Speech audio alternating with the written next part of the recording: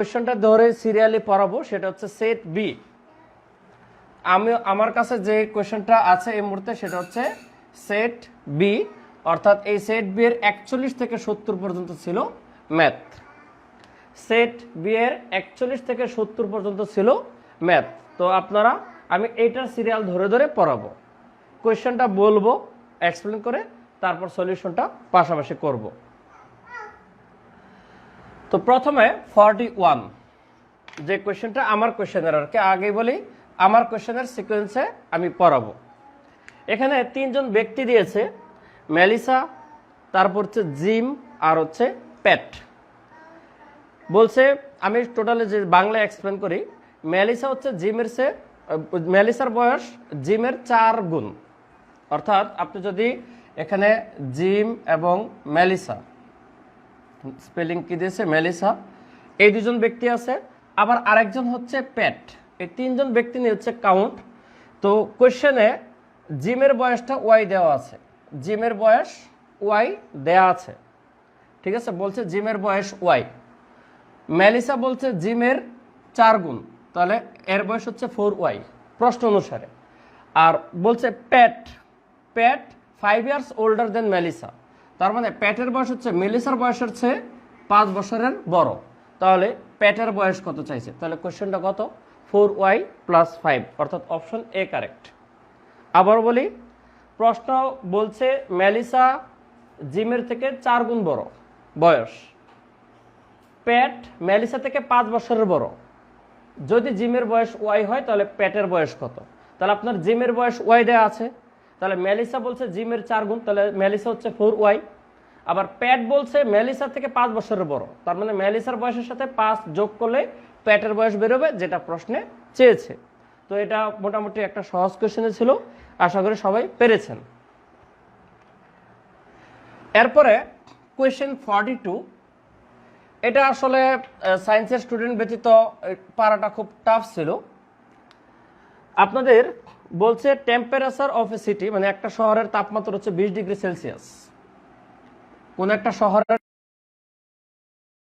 20/5 আপনার Fahrenheit F এর মানটা চাইছে, f - 32 বাই হচ্ছে 9। এখন এখান থেকে যদি আপনার ক্যালকুলেশন করেন তাহলে পূর্ণাঙ্গ মানটা পেয়ে যাবেন। 5 দিয়ে এটা কাটলে কত 4, তাহলে আর গুণ করেন 4 নং 36 = f - 32, তাহলে 36 প্লাস এই 32, মানে এটা এই পাশে প্লাস হয়ে আসবে হচ্ছে f, তাহলে f এর মানটা কত, এই দুইটার যোগফল কত 68। সুতরাং 68 ডিগ্রি ফারেনহাইট হচ্ছে এটার অ্যান্সার। এটা হচ্ছে ফারেনহাইটে। আপনারা জানেন যে আমাদের বডির মেজারমেন্ট যেটা তাপমাত্রা মাপা হয়, যে আমরা জ্বর হইলে যে বলি 102 ডিগ্রি, 98 ডিগ্রি, 101 ডিগ্রি, এটা কিন্তু সেলসিয়াস না। আমাদের জ্বর হইলে যে টেম্পারেচারটা মাপি থার্মোমিটার দিয়ে, সেটা কিন্তু ফারেনহাইটে মাপি। আমাদের 101 ডিগ্রি জ্বর মানে হচ্ছে 101 ডিগ্রি ফারেনহাইটে, কিন্তু এই ব্যাপারটা কিন্তু জেনে রাখবেন। তাহলে গেল কোয়েশ্চেন 42। এবার আসেন 43।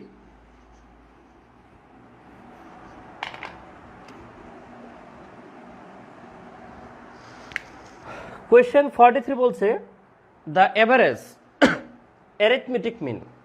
আমরা জানি মিন মানে হচ্ছে গড়, বাংলা যদি বলেন গড়। গড় হচ্ছে দুই প্রকার, একটা হচ্ছে জ্যামিতিক গড় আর একটা হচ্ছে বীজগাণিতিক গড়। জিওমেট্রিক মিন আপনাদের আসলে টপিক না, জেনারেল সায়েন্সে জিওমেট্রিক মিন পড়েন না, এটা সায়েন্সের ইন্টারমিডিয়েটের একটা টপিক জ্যামিতিক গড়। তো আপাতত হচ্ছে বীজগাণিতিক গড়, যেটা আপনারা জানেন যতগুলো সংখ্যা থাকে ততগুলো সংখ্যার যোগফল বাই হচ্ছে সংখ্যার নাম্বার। তাহলে এখানে বলছে দুইটা সংখ্যা x এবং y, দুইটা সংখ্যা x এবং y, এদের গড় দেওয়া আছে 20। যেহেতু x এবং y এর গড় 20, সুতরাং x + y বাই 2 = হচ্ছে কত 20, কারণ x এবং y এর গড় হচ্ছে যোগফল ভাগ 2। এখান থেকে আমি x + y = 40 পাবো আর গুণ করে। এরপরে বলছে যদি z = 5 হয়, z আর একটা ভ্যালু 5 দিয়েছে, তাহলে এই তিনটার গড় কত, অর্থাৎ x y z এর গড় কত। তাহলে x y z এর গড় কত হবে, x + y + z বাই হচ্ছে 3, কারণ তিনটা সংখ্যা তাই 3 দিয়ে ভাগ।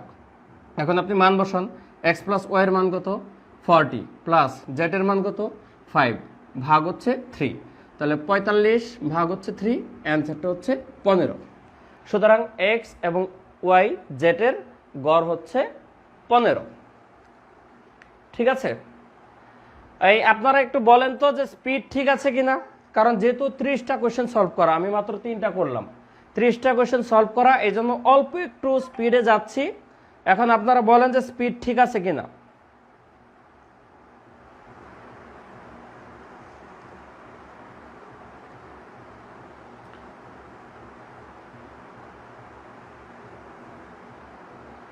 একটু কমেন্ট করুন তো, নাকি স্লো পড়াবো, যতটুকু পারি একটু ফিডব্যাক দেন, আপনাদের কি অবস্থা, স্পিড ঠিক আছে কিনা, বুঝতেছেন কিনা। একজন বলছে এটা তো একদম ইজি। ঠিক আছে, ইজি কঠিন সেটা পরে, আপাতত ঠিক আছে কিনা, এই স্পিডে পড়াবো কিনা। আর আপনারা কিন্তু ওই যে শেয়ার, বেশি বেশি শেয়ার করুন, কমেন্টে মেনশন করুন, যেহেতু ব্যাংকের ক্লাস আপনারা অনেকে ডিমান্ড করেন, ব্যাংকিং সেক্টরটা বর্তমানে খুব লুক্রেটিভ জব, সুতরাং অনেকে ব্যাংকের প্রতি ইন্টারেস্ট ফিল আছে। আপনারা যদি শেয়ার করেন, বিভিন্ন গ্রুপে আপনারা এটার সলিউশন শিটটা পাচ্ছেন, অর্থাৎ কোনটার অ্যান্সারটা কত, লাইভে এটার সলিউশন এক্সপ্লেনেশন সহ হয়তোবা বেশি গ্রুপে আপনারা পাবেন না, আমার চোখে পড়ে নাই, হয়তোবা দিতে পারে দু একটা গ্রুপে। তাই আপনারা শেয়ার করলে মোটামুটি সবাই জিনিসটা জানতে এবং বুঝতে পারবে। ঠিক আছে, তাই আপনারা প্রত্যেকে শেয়ার করুন যেন অধিক মানুষ জিনিসটা দেখতে পারে। ওকে, যেহেতু স্পিড ওকে বলছেন, তাহলে নেক্সট কোশ্চেনে যাই। নেক্সট হচ্ছে question 44।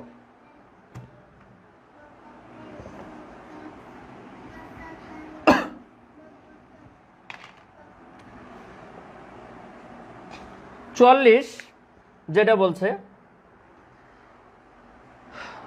The sum of two integer is 36, অর্থাৎ দুইটা সংখ্যার যোগফল হচ্ছে 36, মানে পূর্ণ সংখ্যা যদি বলেন দুইটা সংখ্যার যোগফল হচ্ছে 36, ডিফারেন্স হচ্ছে 6,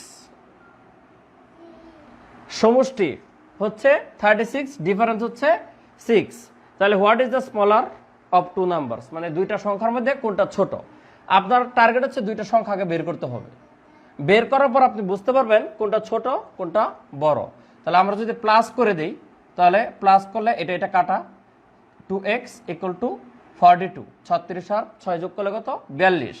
অতএব x ইকুয়াল টু কত, 42 ভাগ 2 ইকুয়াল টু হচ্ছে 21। তাহলে x এর মানটা পাইলাম 21, আর এই x এর মান এখানে বসায় দেব, এক জায়গায় বসালেই হবে। তাহলে x এর মান যদি আমি এখানে এক জায়গায় বসাই, ধরেন এখানে x বসাইলাম, তাহলে 21 প্লাস y ইকুয়াল টু হচ্ছে 36। তাহলে বা y ইকুয়াল টু কত, 36 মাইনাস 21 ইকুয়াল টু 15। তাহলে আমরা দুইটা সংখ্যা পাইলাম, একটা পাইলাম কত, 21, আর একটা পাইলাম হচ্ছে 15। 21 আর 15 দুইটার মধ্যে বড় কোনটা, 21, ছোট কোনটা, 15। যেহেতু চাইছে স্মলার ওয়ান, মানে কোনটা ছোট, সুতরাং অ্যান্সারটা হচ্ছে 15। আসলে আপনারা যদি ব্যাংকের কোর্সে পড়াতাম, আপনারা যদি পেইড কোর্সে স্টুডেন্ট হতেন, আপনাদের সামনে শিট থাকতো, তখন অঙ্কগুলো ধরতে আরও সহজ হতো। যেহেতু আপনাদের সামনে শিট নাই অনেকের, বা কোয়েশ্চেন নাই, হয়তো বা একটু টাফ হবে, কিন্তু জিনিসগুলো একটু ইজি, এত কঠিন না। সামনে শিট নিয়ে পড়লে একটু সহজ হতো। তো যাক, একটু চেষ্টা করেন, আশা করি বুঝতে পারবেন। এবার কোয়েশ্চেন 45, এটা অনেকের জন্য একটু টাফ ছিল, সবাই হয়তো পারে নাই এই কোয়েশ্চেনটা, কিন্তু জ্যামিতির একটু বেসিক থাকলে খুবই সহজ ছিল। এখানে বলছে the angle measure of base angles of isosceles triangle. Isosceles triangle মানে হচ্ছে সমদ্বিবাহু ত্রিভুজ। সমদ্বিবাহু ত্রিভুজের এই বাহু আর এই বাহু পরস্পর সমান থাকে। তাহলে দ্য বেজ অ্যাঙ্গেল বলছে, অর্থাৎ ভূমির যে কোণ, এই কোণের মান বলছে এক্স। আপনারা জানেন সমদ্বিবাহু ত্রিভুজের এই দুই বাহু সমান হলে এই দুইটা কোণ সমান হয়, তাহলে একটা এক্স মানে আসলে এটাও এক্স। সুতরাং সমদ্বিবাহু ত্রিভুজের বেজ অ্যাঙ্গেল এক্স বলা মানে হচ্ছে এই দুইটা কোণ হচ্ছে এক্স। এরপরে বলছে ভার্টেক্স অ্যাঙ্গেল। ভার্টেক্স শব্দটার অর্থ হচ্ছে শীর্ষ, শীর্ষ মানে হচ্ছে মাথা। তাহলে মাথার অ্যাঙ্গেলটা বলছে 3x প্লাস 10, এই অ্যাঙ্গেলটা বলে দিয়েছে 3x প্লাস 10। তারপর আপনাকে ফাইনালি বের করতে বলছে তাহলে বেজ অ্যাঙ্গেলের মানটা কত, অর্থাৎ এক্স এর মান কত। তাহলে আমরা জানি, প্রত্যেকে জানি ত্রিভুজের তিন কোণের সমষ্টি কত, 180, অর্থাৎ এই অ্যাঙ্গেল প্লাস এটা প্লাস এটা, এই তিনটা যোগ করলে 180 ডিগ্রি আসবে। তাহলে এখান থেকে আসছে 5x = 170। 180 থেকে এই 10 মাইনাস হলে 170। অতএব x = কত? 170 ভাগ হচ্ছে 5। তাহলে 170-কে 5 দিয়ে ভাগ করলে কাটাকাটি গিয়ে কত আসবে? কাটাকাটি গিয়ে আসবে 34 ডিগ্রি। সুতরাং এই x এর মান হচ্ছে 34, যেটা হচ্ছে বেজ অ্যাঙ্গেল। সুতরাং এটার কনসেপ্ট ছিল একটাই, যে সমদ্বিবাহু ত্রিভুজের ভূমির কোণগুলো পরস্পর সমান হয়। এই তথ্যটা যদি জানেন, আর ত্রিভুজের 3 কোণের সমষ্টি 180 ডিগ্রি হয়, এটা প্রত্যেকে জানেন। এই দুইটা তথ্য জানলেই এই কোশ্চেনটা করা পসিবল। অতএব প্রশ্নটা সহজ ছিল, কিন্তু অনেকে হয়তো ধরতে পারেন নাই ইংলিশ টার্মের জন্য। ওকে, যারা এখন জয়েন হচ্ছেন নতুন করে, তারা শেয়ার করে দিন এবং কমেন্টে মেনশন করুন। আজকে আমরা বাংলাদেশ ব্যাংকের এডের কোশ্চেন সলভ করছি। এখন থেকে চেষ্টা করব মাঝে মাঝে ব্যাংকের ক্লাসও নিতে, যদি আপনাদের আগ্রহ থাকে। যদিও কোর্স শুরু করব আমি জানুয়ারিতে, কিন্তু আগ্রহ থাকলে মাঝে মাঝে ক্লাস নিব। 46,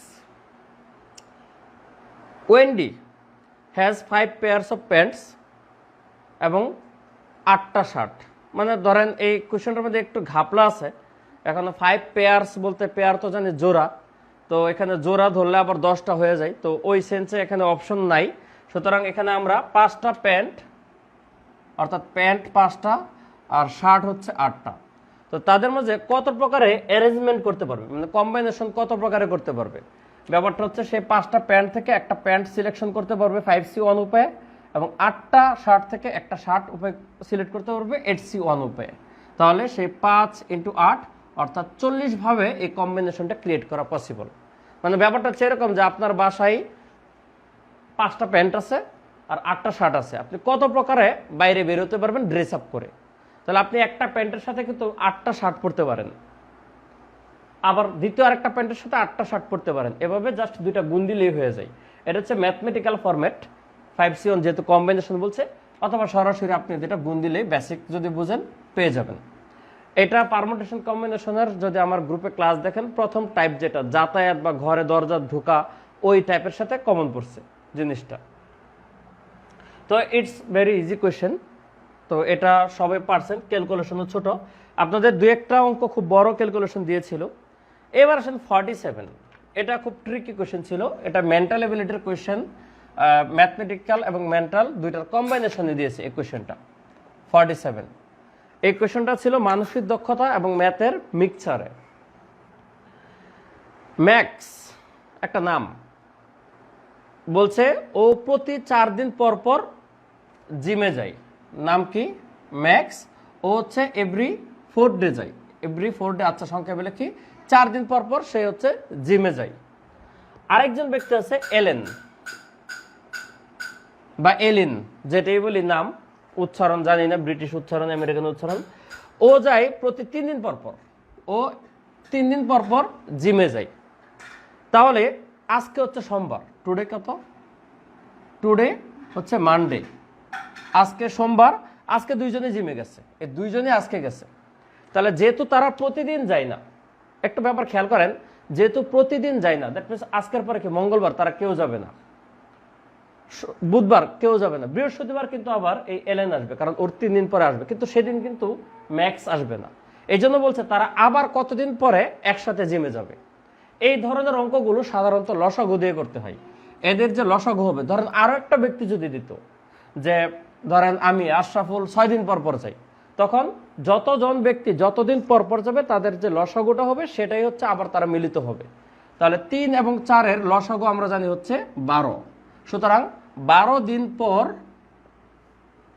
দিন পর তারা আবার একসাথে জিমে যাবে। এটুকু হচ্ছে ম্যাথমেটিক্যাল টার্ম। এবার আজ যদি সোমবার হয়, তাহলে আজ থেকে 12 দিন পর কি বার হবে? এটা আসলে মেন্টাল এবিলিটির কোয়েশ্চেন, অর্থাৎ দিন তারিখের টপিক। আমি মেন্টাল এবিলিটি যাদের কোর্স নিয়েছিলাম এই 43 এপ্রিলি এবং 41 রিডিংকে কেন্দ্র করে, তাদেরকে এই জিনিসগুলো খুব স্মুথলি বুঝাইয়েছি। এখন আপনারা হয়তো এই জিনিসটা জানেন না, এটা এখন কিভাবে দেখাবো, পুরো টপিক এক্সপ্লেন করতে পারলে আপনারা বুঝতে পারতেন। তাহলে দেখেন, পরবর্তীতে আবার 8ম দিন কিন্তু সোমবারই হবে, পরে এভাবে যদি আঙ্গুল গুনে ফেলেন অথবা এটাও হবে, কারণ বেশি দিন না, এটা লাস্টে গিয়ে স্যাটারডে অ্যান্সারটা আসবে। অর্থাৎ এরপরে 12তম দিন আবার স্যাটারডে হবে, কারণ 7 দিনে তো 1 সপ্তাহ, 7 দিন চলে যাবে, আর 5 দিন অ্যাড করবেন, তাহলে 5 দিন মানে হচ্ছে সোমবার হলে পরবর্তী 5 দিন কত, শনিবার, কারণ 7 দিন হলে তো আবার সোমবারই আসবে। তো এটা হচ্ছে শনিবার অ্যান্সারটা। আপনাদের আমি ক্যালেন্ডারের উপরে এই গ্রুপে ক্লাস নিব, খুব শীঘ্রই নিব। ক্যালেন্ডার এবং ডিরেকশনের উপরে আমি ক্লাস নিব ফ্রি, মেন্টাল এবিলিটির। তখন দেখবেন এই ব্যাপারগুলো দেখলেই ইজি হয়ে যাবে। যে কোনো বছরের কোন একটা তারিখে কিবার দিয়ে অন্য একটা বছরের তারিখ যদি বলে, দ্রুত বের করা যায়। পলিসি আছে, দুর্দান্ত ট্রিক্স আছে, এগুলো জানলেই পারা যায়। জানতে হলে আমার মেন্টাল এবিলিটি কোর্সও করতে পারেন ডিটেলসে জানতে চাইলে, অথবা ফ্রি ক্লাসও আমি মাঝে মাঝে নিব। তাহলে নেক্সট কোয়েশ্চেন 48, 48।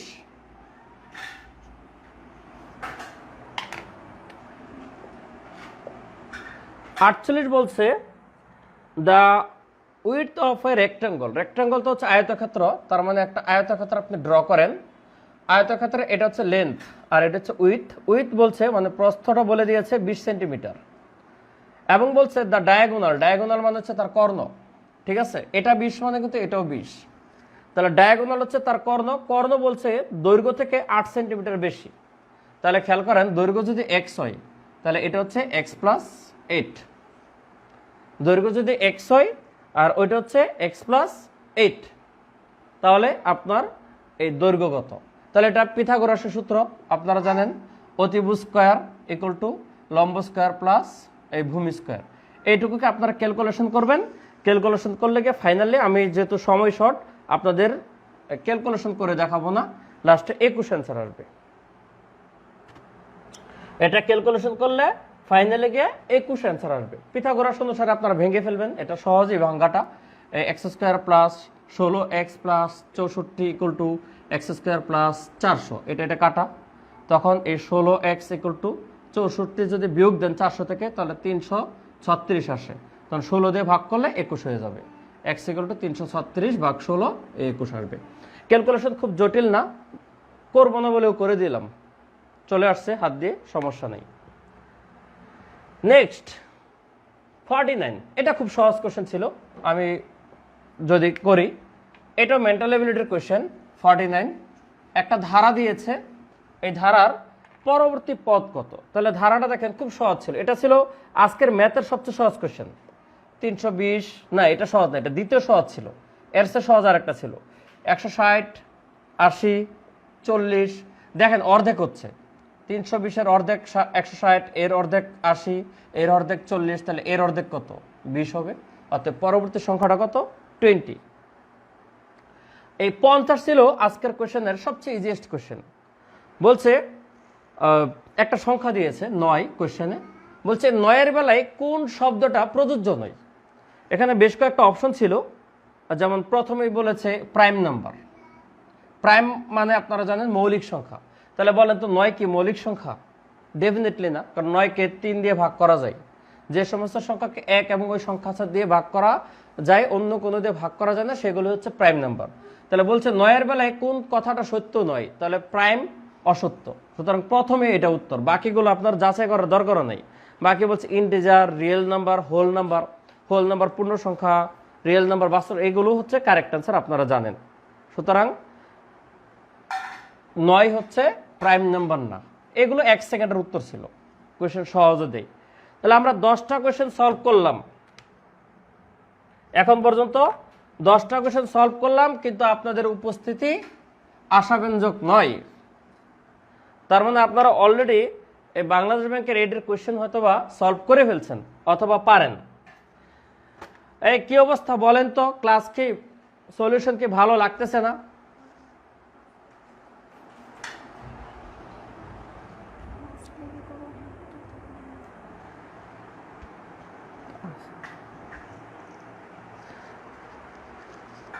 একটু কমেন্ট দেন তো।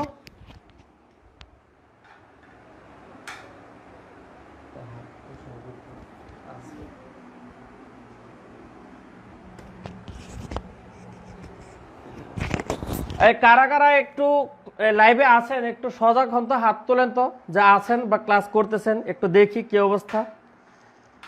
কারণ আপনাদের তো দেখি মানুষ কম, ব্যাংকের কোর্স, ইংলিশ টার্ম, আপনারা ব্যাংকের কোয়েশ্চেন শুনলে অনেকের মাথা ব্যথা শুরু হয়ে যায়। কিন্তু আমি আপনাদের বলবো, যদি পিওর বেসিক সমৃদ্ধ কোনো ক্লাস করেন, ব্যাংকের কোয়েশ্চেন খুবই ইজি। আর ব্যাংকিং সেক্টর যেহেতু ম্যাথের উপর দাঁড়ানো, অর্থাৎ ম্যাথ একটা কথাই বলে যে ম্যাথ ভালো পারলে ব্যাংকের চাকরি হয়ে যায়। প্রিলির পারলো, রিটেনে তো ম্যাথ অনেক কঠিন। সুতরাং বেসিক ডেভেলপ হলে ব্যাংকের কোশ্চেনগুলো খুব সহজ। আজকে দেখেন 55-60 হচ্ছে কাটমার্ক, যদি কেউ যদি 30টা ম্যাথের মধ্যে 25-26টা হয়ে ফেলে, তার জন্য জেনারেল নলেজ বাংলা যত কঠিনই হোক না কেন, ইংলিশ তো আজকে নাকি শুধু ভোকাবুলারির উপর ভিত্তি করে দিয়েছে, তাহলে তার জন্য প্রিলিটিকাটা সহজ হয়ে যেত না? সুতরাং ম্যাথে ফোকাস করবেন ভালো করে। আপনারা তো হাত তোলেন না, দেখি না কারা করেন। আমি দেখব কারা কারা নিয়মিত ক্লাস করেন। এখানে যারা ক্লাস করেন, যদি আগ্রহ ভালো থাকে, আমি ব্যাংকের ক্লাসও নিব মাঝে মধ্যে আপনাদের জন্য আমি আছি। কিন্তু আমার জন্য আপনারা শুধু কমেন্ট মেনশন করবেন আর হচ্ছে শেয়ার করবেন, এইটুকুই তো চাই। আমি কি বেশি চাই বলেন? আমি কি আপনাদের কাছ থেকে এইটুকু ভালোবাসার দাবি করতে পারি না?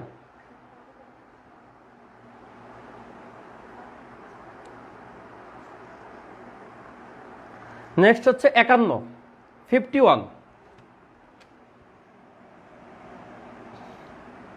ধরেন একটা বাস, এখানে হচ্ছে বাসটা আছে।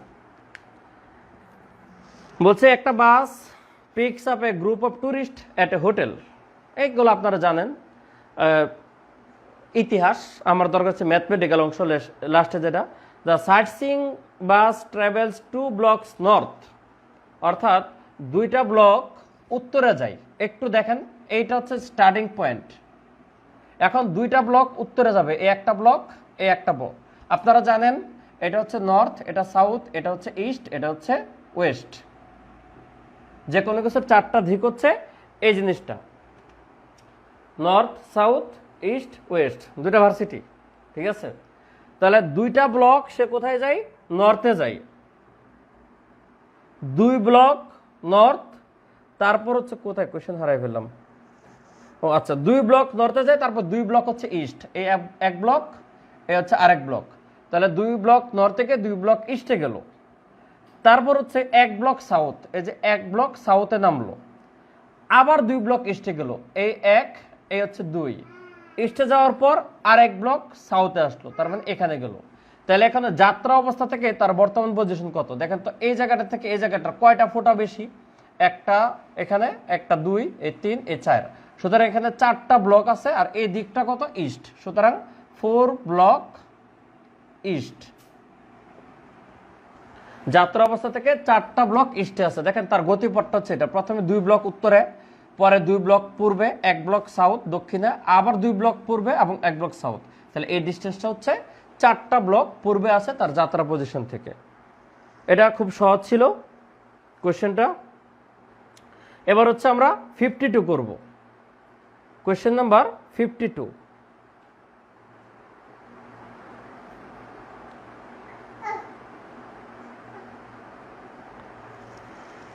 দুইটা প্লেন একটা এয়ারপোর্ট থেকে একই সময় যাত্রা শুরু করে। 2টা প্লেন কোন একটা এয়ারপোর্ট থেকে একই সময় যাত্রা শুরু করে। মিনিটস লেটার, মানে কতক্ষণ সময় পর দেখা গেছে প্লেন এ 70 মাইলস উত্তরে ছিল। ধরেন এই জায়গা থেকে যাত্রা শুরু করছে, 2টা প্লেন একই সময় যাত্রা করছে। কোন দিকে গেছে এটাও কিন্তু বলে না প্রথমে, কিন্তু একটু বলছে। কিছুক্ষণ পর দেখা গেল প্লেন এ 70 মাইল কোথায় আছে? উত্তরে আছে। তার মানে এই যদি নর্থ হয়, এই জায়গাটা হচ্ছে 70, এবং বি, প্লেন বি, এটা হচ্ছে এ আর কি, আর প্লেন বি এটা হচ্ছে 168 মাইল ইস্টে, 168 মাইল ইস্ট এদিকে। তখন বলছে তাদের মধ্যবর্তী দূরত্ব কত। তাহলে এটাও পিথাগোরাসের সূত্র অনুসারে করবেন। ক্যালকুলেটর ছাড়া এটা করাটা একটু টাফ হয়ে যায়। আসলে ক্যালকুলেশন সব কিছু আসলে ইজি দেয় নাই। এই কোশ্চেনটা একটু টাফ ছিল উইদাউট ক্যালকুলেশন করা। এখান থেকে এক্স এর মানটা কত পাবেন আমি জাস্ট ওটা লিখে দিই, 182, 182। পিথাগোরাসের সূত্র অনুসারে করে ফেললে হবে। পিথাগোরাস, অতিভুজ স্কয়ার ইকুয়াল টু লম্ব স্কয়ার প্লাস ভূমি স্কয়ার। কোন একটা যাত্রা স্থান, এই এয়ারপোর্ট থেকে একই সময় 2টা প্লেন 2 দিকে গেছে, কোন সময় পর দেখা গেছে এই প্লেনটা আছে 70 মাইল দূরে অর্থাৎ উত্তরে, আর বি প্লেনটা আছে 168 মাইল পূর্বে, তখন তাদের মাঝখানে দূরত্ব কত, অর্থাৎ অতিভুজটা চাইছে। সংখ্যাগুলো একটু বেশি বড় দিয়ে ফেলছে। এরপর হচ্ছে 53, এরপর হচ্ছে 53।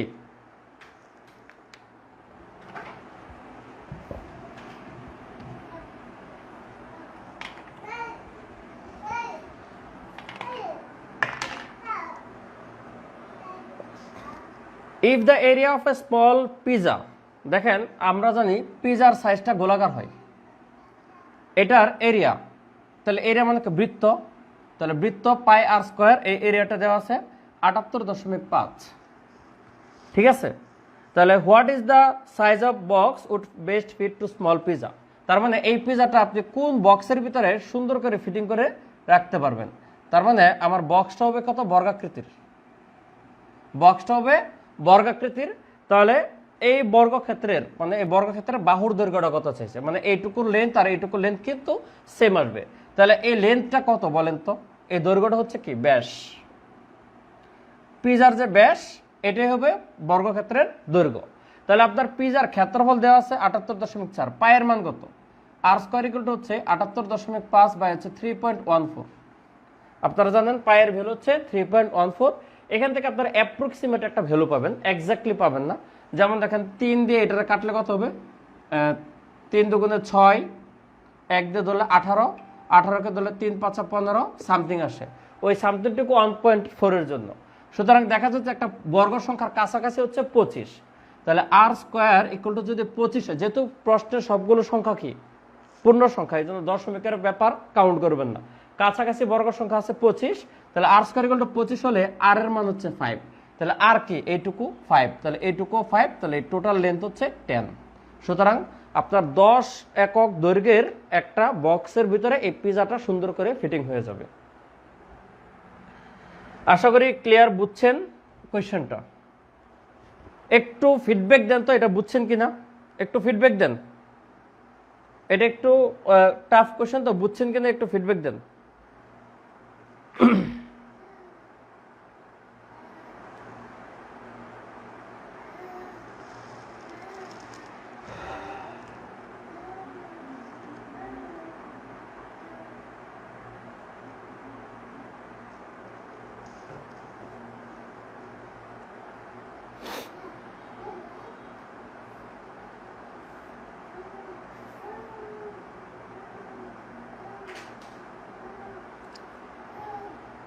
ওকে, একবার বুঝাই দেন। আচ্ছা, আর একবার বুঝাইতে বলছেন। আচ্ছা ঠিক আছে, বুঝাচ্ছি। দেখেন ব্যাপারটা হচ্ছে কি, এই একটা পিজা গোলাকৃতির, আপনারা জানেন এই পিজার ক্ষেত্রফলটা দেওয়া আছে 78.5। এখন এই পিজ্জাটা তো আপনি কি করবেন, একটা বক্সের ভিতরে তো রেখে ডেলিভারি করবেন। তাহলে বক্সটার ভিতরে তো এই বেস্ট ফিটিং বলছে। আপনার যদি পিজ্জার সাইজ যদি এরকম হয় আর আপনি যদি এত বড় বক্সের ভিতরে তারে দেন, তখন তো পিজ্জা নড়ানড়ি করবে। এই জন্য যেন ও নড়াচড়া না করতে পারে, বেস্ট ফিটিং মানে একদম লাগায়া লাগায়া যে বক্সটা কত, তাহলে এইটুকুর একটা বক্স হবে যেটা বর্গাকৃতির বক্স। তাহলে বর্গাকৃতির বক্সের দৈর্ঘ্য আর প্রস্থ সমান, বলছে কতটুকু দৈর্ঘ্যের আপনার লাগবে। তাহলে এই দৈর্ঘ্যটা হচ্ছে কি, এই দৈর্ঘ্যটা সেম, তার মানে বৃত্তের যে ব্যাস এটাই হচ্ছে আপনার কাঙ্ক্ষিত দৈর্ঘ্য। তাহলে বৃত্তের ব্যাস তো ডিরেক্ট বের করতে পারবেন না, যেহেতু ক্ষেত্রফল আছে এখান থেকে আপনি ব্যাসার্ধ বের করতে পারবেন। তাহলে এই সূত্র অনুসারে ব্যাসার্ধ বের করছি 5, এই ব্যাসার্ধকে 2 দিয়ে গুণ দিলে আপনার ব্যাস বের হবে, অর্থাৎ 10 অ্যান্সার।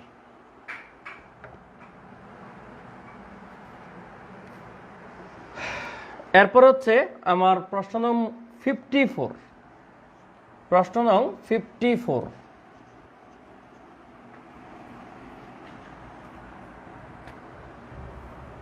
এটা খুব সহজ কোশ্চেন ছিল। যদি radius of a circle is tripled, মানে কোন একটা বৃত্তের ব্যাসার্ধকে যদি 3 গুণ করেন, তাহলে আপনার সার্কামফারেন্স মানে পরিধি, সার্কামফারেন্স হচ্ছে পরিধি, অর্থাৎ এই পরিধি কত গুণ হবে। তাহলে আমরা জানি বৃত্তের ব্যাসার্ধ আর হলে পরিধি কত, 2 পাই আর। তাহলে ব্যাসার্ধ 3 গুণ করলে 2 পাই আর এর ভ্যালু হচ্ছে 3r, তার মানে 6 পাই আর। তাহলে 3 পাই আর 6 পাই আর মাঝে ডিফারেন্স কত, 2 পাই আর দিয়ে ভাগ করলে কত, 3, তার মানে 3 গুণ হয়ে যাবে পরিধিটা।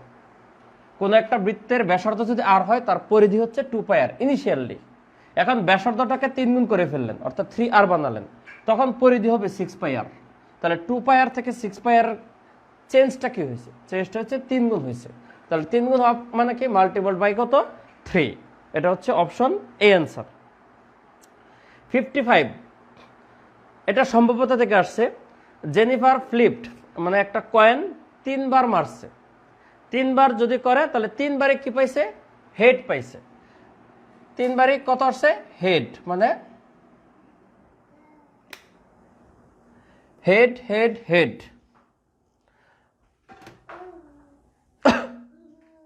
একটু 10 সেকেন্ড।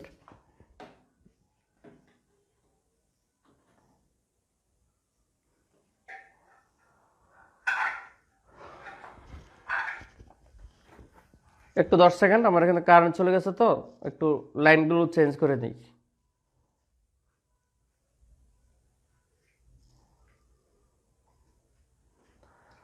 ওকে, তাহলে 3 বারই হেড পাইছে। এখন তাকে বলছে যে যদি চতুর্থবার কয়েন টস করে তাহলে পরেরটা হেড আসার সম্ভাবনা কত? এটার ব্যাপারটা হচ্ছে কি, প্রথম যে 3 বার বলছে এটার কাহিনী মনে করেন মরে গেছে, কারণ এটার ঘটনা 100% ঘটে গেছে। অতএব চতুর্থবার যে কয়েনটা মারবে সেটা হচ্ছে মূল কথা। তাহলে 4 টাইম যে কয়েনটা মারবে তার সম্ভাবনা কয়টা? 2টা। হয় হেড উঠবে নয় টেল উঠবে, অর্থাৎ মোট ঘটনা হচ্ছে 2টা। অনুকূলে হেড আসার সম্ভাবনা কত? 1টা, অর্থাৎ অ্যান্সারটা হচ্ছে 1/2।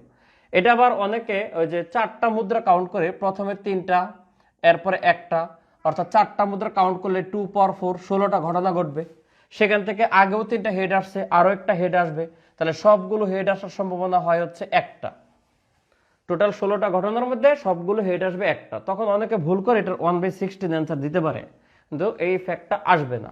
প্রথম 3 বার যেহেতু হেড উঠে গেছে, মানে এটা 100% ঘটে গেছে, এটার কোনো প্রবাবিলিটি আমাদের জানা নাই, মানে এটা গ্যারান্টেড হয়ে গেছে।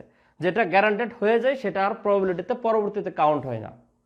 একটা হয়ে গেলে সেটা আর কাউন্ট হয় না। এই জন্য 4th টাইম যে কয়েনটা টাচ করবে সেটাই হচ্ছে মেন, যে হেড উঠবে কত। তাহলে 4th টাইমের কয়েনের নমুনা ক্ষেত্র 2টা ঘটনা ঘটতে পারে, তার মধ্যে একটা হচ্ছে অনুকূল, হেড আসার সম্ভাবনা হচ্ছে 1/2। তাহলে এটা অ্যান্সারটা হচ্ছে হাফ। এটা তুলনামূলক একটু হার্ড কোয়েশ্চেন ছিল। আপনারা যারা সম্ভাব্যতা উইক তাদের জন্য তো এটা অনেক কঠিন। সম্ভাব্যতার ক্লাস কিন্তু আমার গ্রুপে আছে এবং চলমানও আছে। যে রিটেনের 2টা ক্লাস নিয়েছে সম্ভাব্যতার উপরে, আরও হবে না, সম্ভাব্যতা আর হবে না, নেক্সট টাইম যা হবে, বা আরও আছে, গ্রুপে আছে, দেখলেও পাবেন।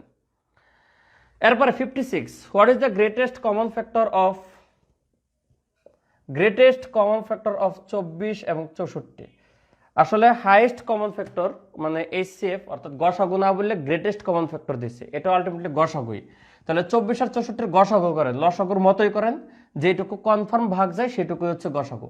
তাহলে 2 দিয়ে ভাগ করা যাবে 12, আর হচ্ছে 32, দেন আবারও 2 দিয়ে যাবে 6 এবং 16, এগেন 2 দিয়ে যাবে 3 এবং কত 8, আর কোনো কিছু দিয়ে ভাগ যাবে না। সুতরাং আপনার এইটুকু নিশ্চিতভাবে কমন গেছে। সুতরাং এই 3টার গুণফলই হবে আপনার গসাগু, অর্থাৎ 8 অ্যান্সার। আর যদি লসাগু কাউন্ট করতেন তাহলে এদের সাথে এটুকু গুণ দেওয়া লাগতো, যদি লসাগু কাউন্ট করতেন। গসাগু হচ্ছে যে সংখ্যাগুলো দিয়ে সবগুলোকে ভাগ করা যায়, ওইটুকু পর্যন্ত আপনাকে ক্যালকুলেশন করতে হবে।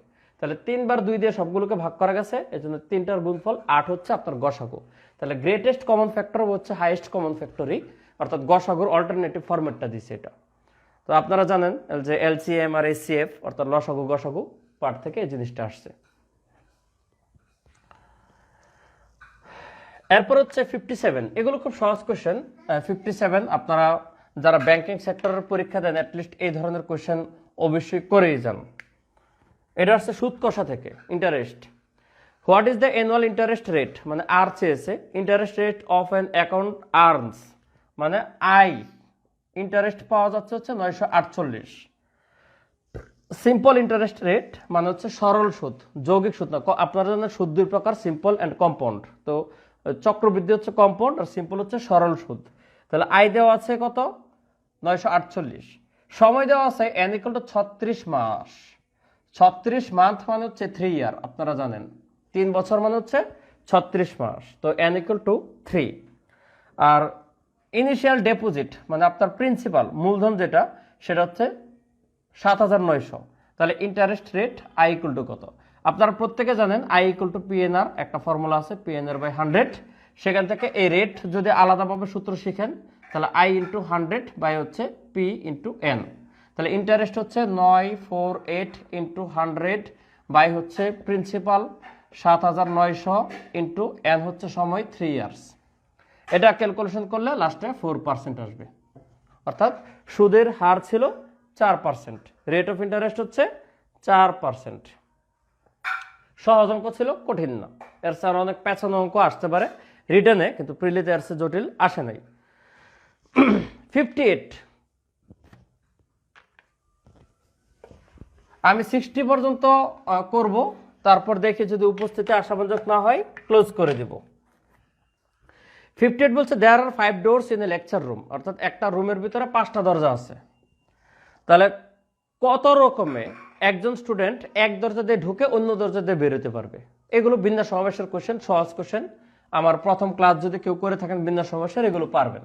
5টা দরজা আছে, 1টা 2টা 3টা 4টা 5টা। একটা স্টুডেন্ট 5 দরজা দিয়ে ঢুকতে পারবে, কিন্তু বেরোতে পারবে 4টা দিয়ে, কারণ যে দরজা দিয়ে ঢুকবে এটা দিয়ে বেরোতে পারবে না। প্রশ্নে বলে দিয়েছে এক দরজা দিয়ে ঢুকবে কিন্তু অন্য দরজা দিয়ে বের হবে, তার মানে যেটা দিয়ে ঢুকছে এটা তার জন্য ক্লোজ। তাহলে তার ঢোকার উপায় হচ্ছে 5, বেরোর উপর হচ্ছে 4, তাহলে গুণফলটাই হচ্ছে আপনার অ্যান্সার। 4 5 20 হচ্ছে উত্তর। 58 57 না, এটা 58 সহজ কোশ্চেন ছিল। 4 5 20 সিম্পল কোশ্চেন। 59 কাজের অঙ্ক, এটা একটু টাফ ছিল, ক্যালকুলেশনের দিক থেকে একটু হয়তো সময় নেবে, কিন্তু যদি পারেন এগুলো ইজি ব্যাপার। 58 নাকি 9? 59 বলছে একটা মেশিন এ এক্স ইউনিটস পলিশ করে 12 মিনিটে, এক্স ইউনিটস পলিশ করে 12 মিনিটে। আগে কোয়েশ্চেনটা লিখি। আরেকটা মেশিন বি সে 5x ইউনিটস পলিশ করে 40 মিনিটে। এখন যদি দুইটা মেশিন একসাথে চালাই দেওয়া হয় তাহলে 50x ইউনিট পলিশ করতে কত সময় লাগবে? একটু খেয়াল করে দেখেন। প্রথম হচ্ছে ইন্ডিভিজুয়াল মেশিন, একটা মেশিন এ সে x ইউনিট পলিশ করে বা যে কাজে করে 12 মিনিটে একটা কাজ করতে পারে। মনে করেন একটা মেশিন x ইউনিট কাজ করতে পারে 12 মিনিটে, আর একটা মেশিন 5x ইউনিট কাজ করতে পারে 40 মিনিটে। তাহলে দুই মেশিন একসাথে চালালে 50x কাজ করতে তার কতক্ষণ সময় লাগবে? এই ধরনের অঙ্ক আপনারা জানেন সিঙ্গেল ইউনিটটাকে কাউন্ট করতে হয়। তাহলে x ইউনিট কাজ করতে লাগে হচ্ছে 12 মিনিট, তাহলে 1 ইউনিট কাজ করতে কতক্ষণ সময় লাগবে? সরি, সময় যেহেতু আসলে সময় 12 মিনিটে করে হচ্ছে x ইউনিট, পার মিনিটের আগে কাজটা বের করতে হবে। অর্থাৎ 1 মিনিটে করে হচ্ছে x/12 ইউনিট, এটা হচ্ছে প্রথম এ। এরপরে বি সে হচ্ছে 40 মিনিটে করে হচ্ছে 5x ইউনিট, অতএব 1 মিনিটে করে কত? 5x/40। এখন যদি দুইটাকে ক্যালকুলেশন করেন, আপনি যোগ দেন, কাটাকাটি যাবে, এটা 5 দিয়ে এটা কাটলে কত? 8, তার মানে x/8। এখন এই যে x/12 এবং x/8 দুইটাকে যদি আপনি প্লাস করেন তাহলে 1 মিনিটে দুইজনের কাজের অ্যামাউন্ট আপনি পাবেন। তাহলে x/12 প্লাস x/8 এটাকে যদি যোগ করেন লসাগু আসবে কত? লসাগু হচ্ছে 24, উপরে যোগ করলে 3 আর 2 5x।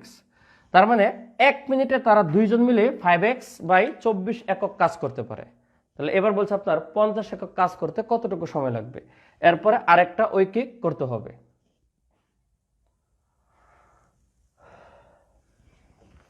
প্রিলি কোর্স করলে ব্যাংক হবে কিনা? না ভাই, প্রিলি কোর্স করলে ব্যাংক হবে না, কারণ ব্যাংকের জন্য সবচেয়ে বড় যে জিনিসটা জরুরি টার্ম।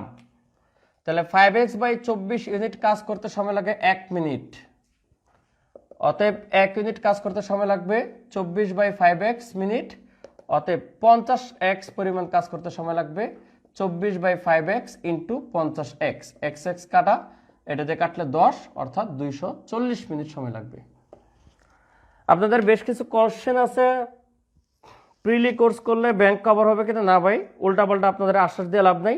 দুইটা সম্পূর্ণ ভিন্ন কোর্স, একটা দিয়ে আরেকটা কভার হবে না। দেখছি তো আপনার 43 সাজেশন দেখে অনেক কমন। হ্যাঁ, 43 সাজেশন থেকে তো কমন আসছে ইনশাল্লাহ, আলহামদুলিল্লাহ। তাহলে আপনাদের মনে হয় আগ্রহ নাই আর? ঠিক আছে, উপস্থিতি এই টাইম টু টাইম কমতেছে। আমি ভাবছিলাম যে আপনাদের সম্পূর্ণ কোয়েশ্চেনটাই করাবো, 70টা কোয়েশ্চেন। একে তো আমার এখানে কারেন্ট চলে গেছে, তাও পড়াচ্ছি, কিন্তু আপনাদের আগ্রহ থাকলে বাকিটুকু সলভ করতাম। তো দেখা যাক, এইটুকু সলভ করেছি। বাকি